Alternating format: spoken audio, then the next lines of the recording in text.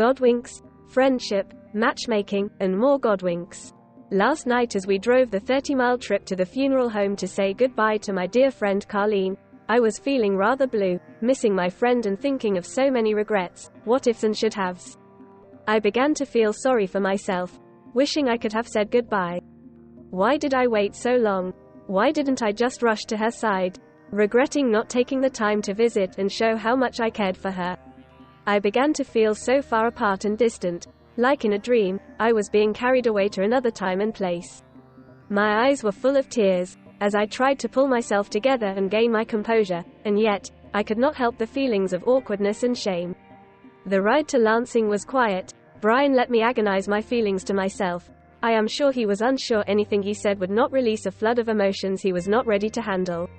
A smart man, he knows when to comfort and what support is given in the silence during the reflection of one's memories. I hoped and prayed that she would somehow remember how much I really loved her. I began to question my friendship. What kind of friend does not stay in contact with one's closest childhood friend?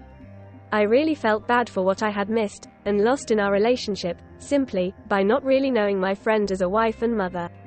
The years passed, we were busy in life, taking care of our families, never finding the time to enjoy each other's families.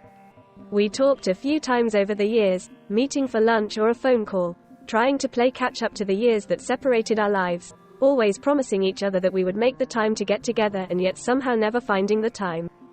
We at last arrived at the funeral home. My stomach was in knots. Would her husband recognize me? Would he be overcome with grief and not know what to say? What could I say to him? Would her daughters remember me? Would they be mad at me?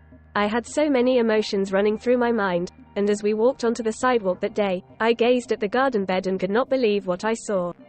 God gave me a God wink from Carlene. God always answers our needs even before we ask. We simply have to be looking for the opportunity to hear from him. I stopped in my steps and shared what I saw with Brian. I could not believe it.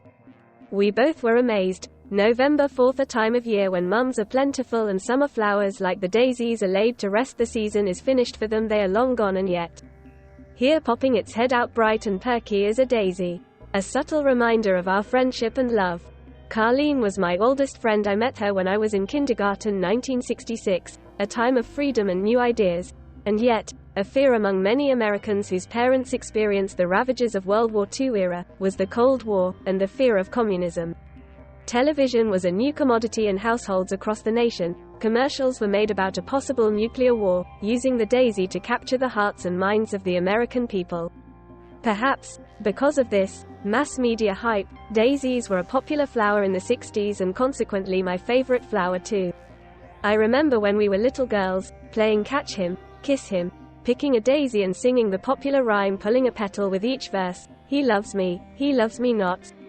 By third grade we were inseparable best friends.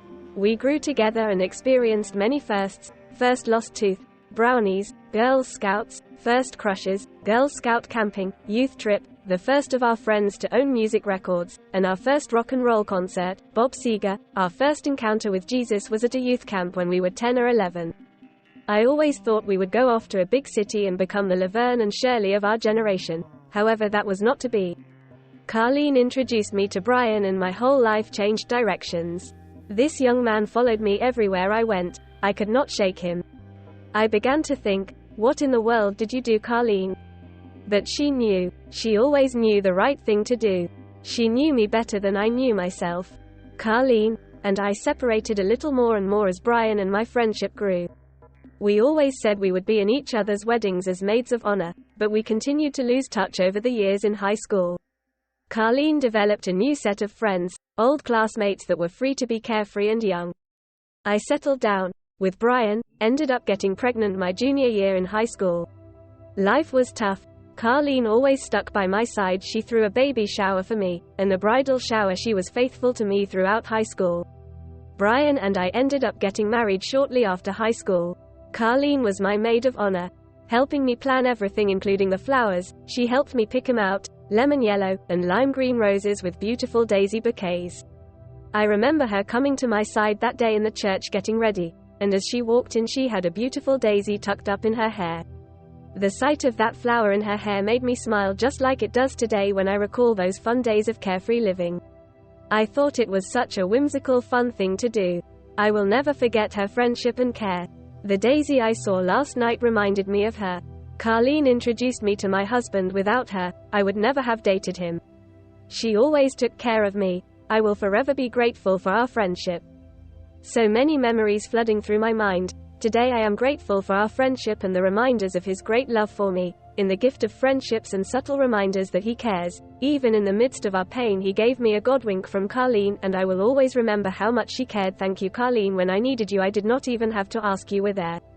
We will meet again, my friends. So long. I will love you forever. I will like you always. Forever and ever, my good friend, you will be.